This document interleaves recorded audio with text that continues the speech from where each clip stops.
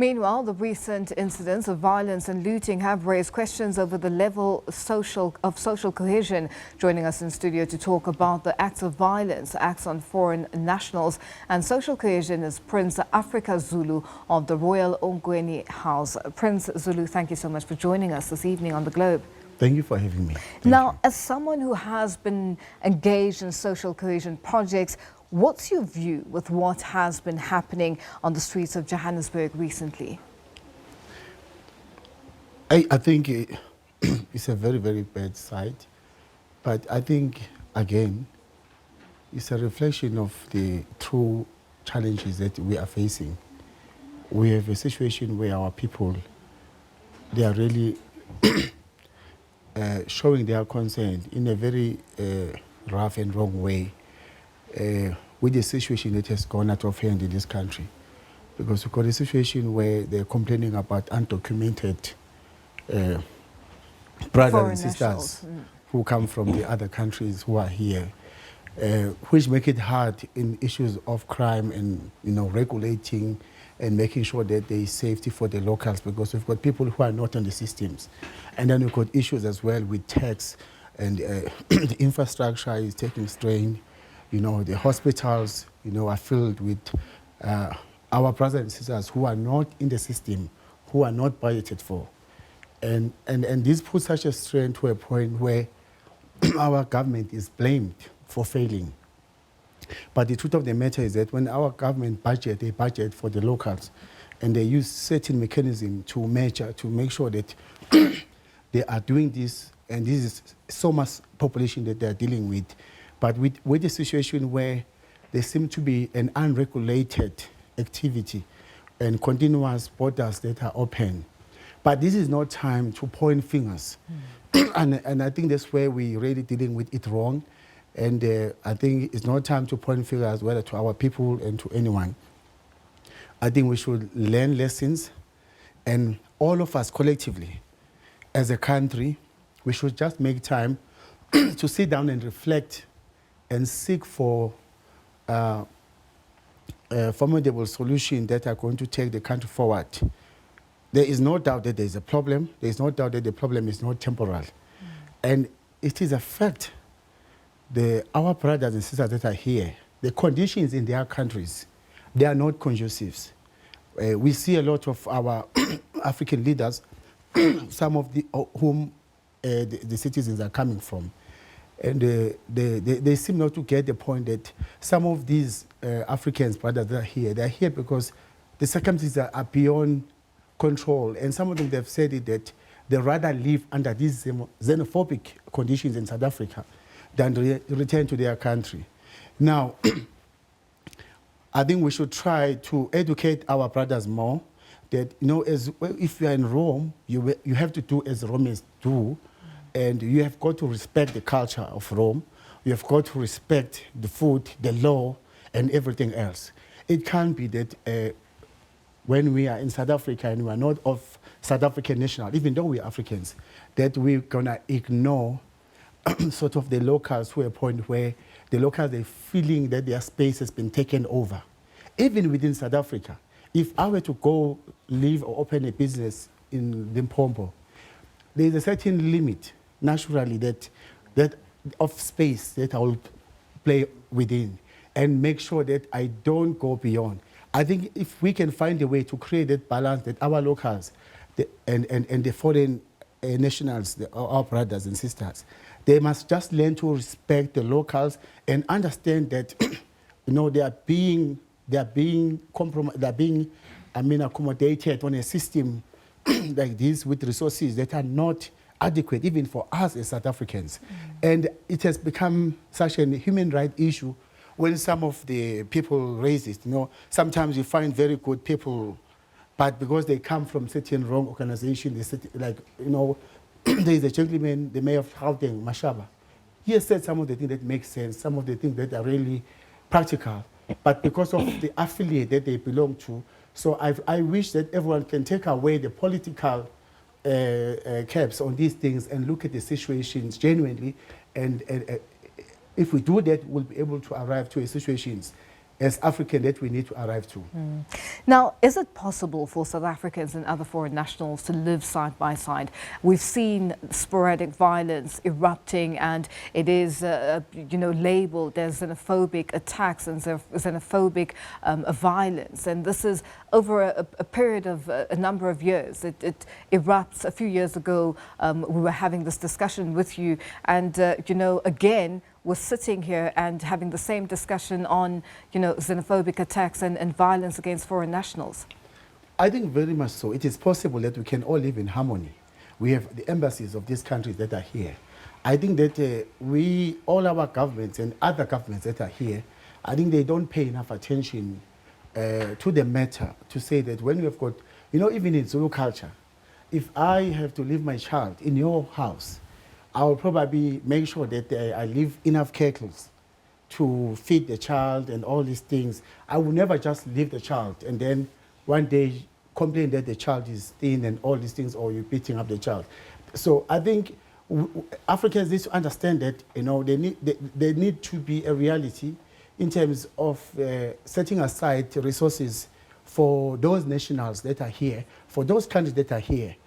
And they need to be seen pulling together and helping South Africa to help govern, because South African government, the mandate is to govern South Africans that are documented, that are paying tax, and that is why they are paying tax. They are paying tax because they are getting that service. So if we've got a situation where the government now have to overlap its duties and have to manage the people that were not part of the plan, obviously, there needs to be an intervention, especially with organizations like the United Nations.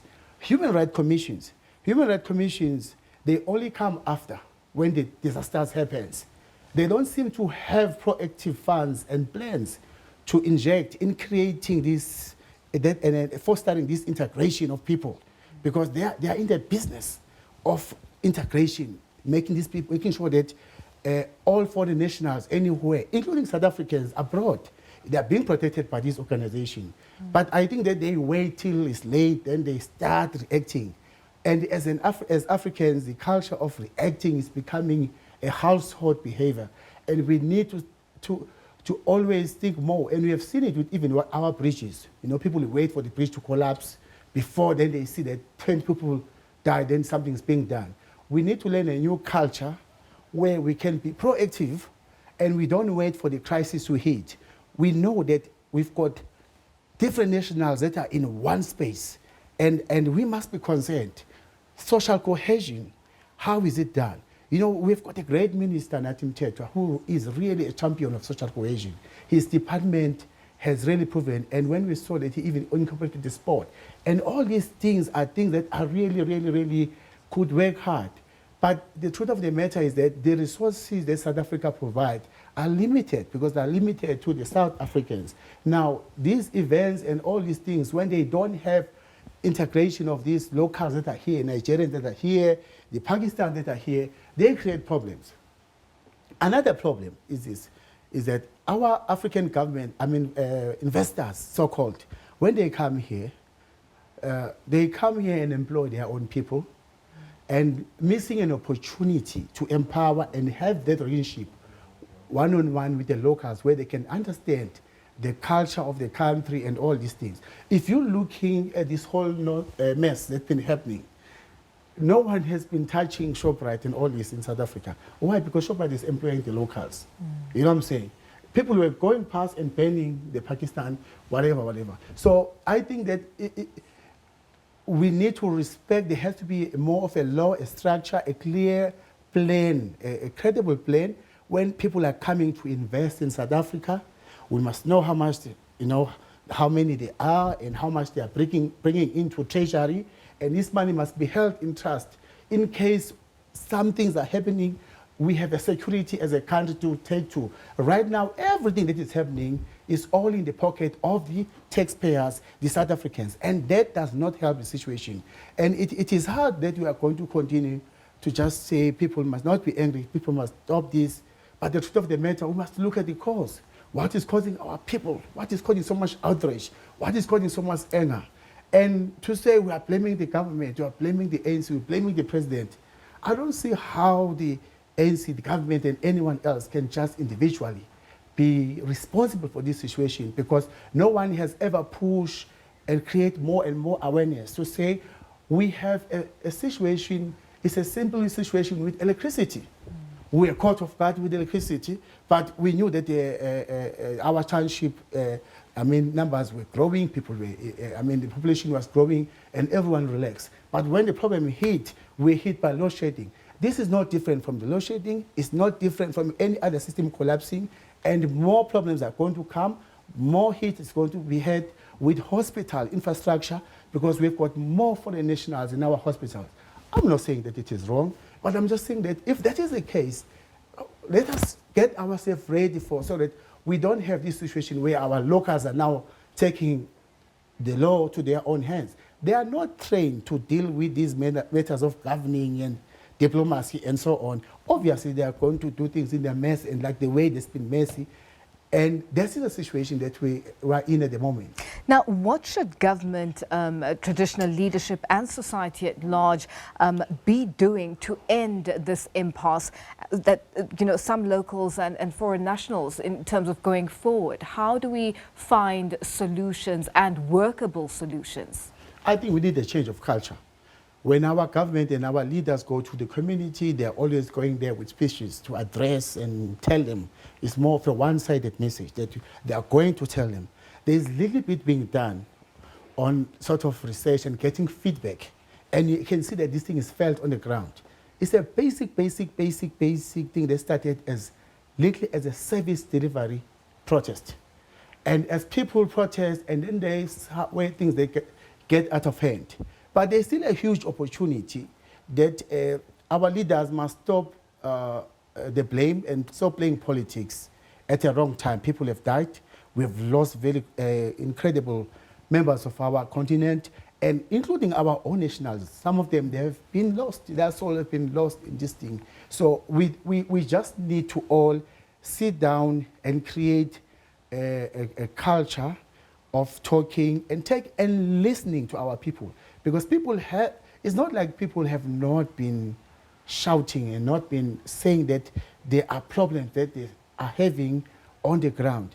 They have been saying that we are having a problem, that you're keeping on ignoring the Home Affairs system, where anyone can just come in and blah, blah, blah, and nothing is being done, and this is affecting us, it is affecting us. And they've been talking about it. But every credible country, every real country, they know how to control their immigration, they know their story, and we need not be, afraid to actually lead by example. We are Africa's greatest economy. We've got the greatest systems that can make millions and feed our people. We have a responsibility as a country to make sure that we are leading the development of Africa. And for that, it will require us to make some sacrifices.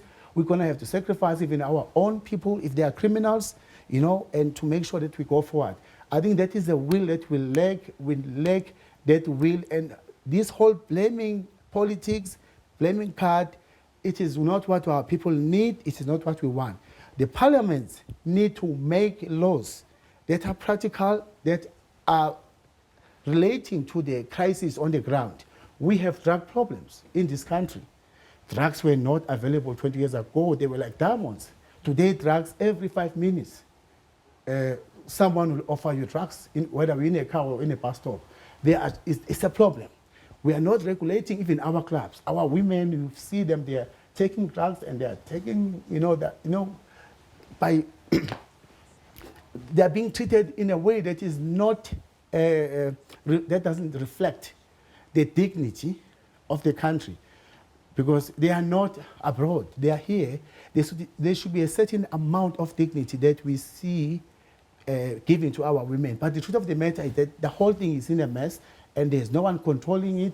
And people are complaining too that the police are being paid. And we're not saying that all police are being paid. So this thing is long to end. It just need all stakeholders. Not that the government must go sit somewhere alone and plan alone, and then come back with their medication that they think what people need. They need more conferences. Prince Zulu, let's speak about Prince Mangosuthu Buthelez's interventions and what he thinks needs to happen going forward. Yes. No, His Royal Highness spoke very well, but I think that one of the challenges that he had was that the crowd really, they were too angry because they were expecting him to sort of say certain things. But the truth of the matter is that he is a leader. You know, he cannot be really telling people that they must tell the foreign national to leave the country. Such a message cannot come, and he has never sent such a message. He's a former member of government. In terms he was a minister, and he did a very good job in closing the borders. And I remember at the time, there were many outcries, you know, where he was even seen as xenophobic when he closed the borders. Mm-hmm. The truth of the matter is that the government can't operate without law, without order. When you have government, you need to put law, you need to put order, and everyone needs to follow that. And that's how it goes. So the pressure from the masses that were chaotic, it was a huge disrespect, especially, you know, he's an elder and he's a royal prince, he's a prime minister of the Zulu nation, and he's not part of these problems. He did not cause this problem. And he was coming to sort of try to provide and shed light and assist, and unfortunately that is the response that he got. But we can understand also the anger of the people that, you know, they were looking to be sort of addressed by the right people in terms of those people who need to answer certain questions that they have for them. I think that was kind of that misunderstanding.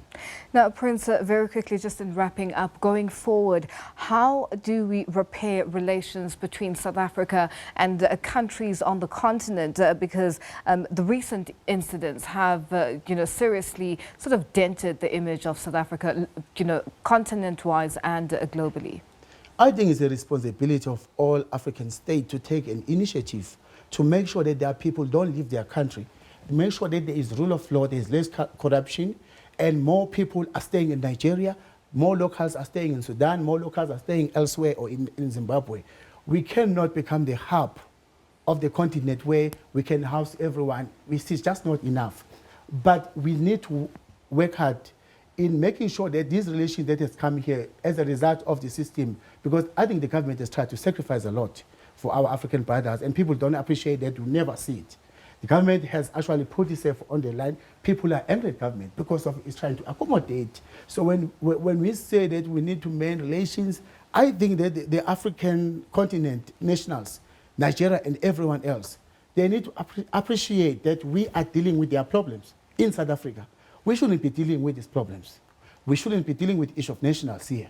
We shouldn't be dealing with this influx that we are dealing with. We should be dealing with South African problems. We've got basic delivery, education, infrastructure, healthcare, out of control. We've got our own problems. But right now, so I don't see what relations have been, you know, filled with, except the fact that we, in the whole thing, at the end of the day, we're the one losing resources. We're the one running a chaotic country at the moment.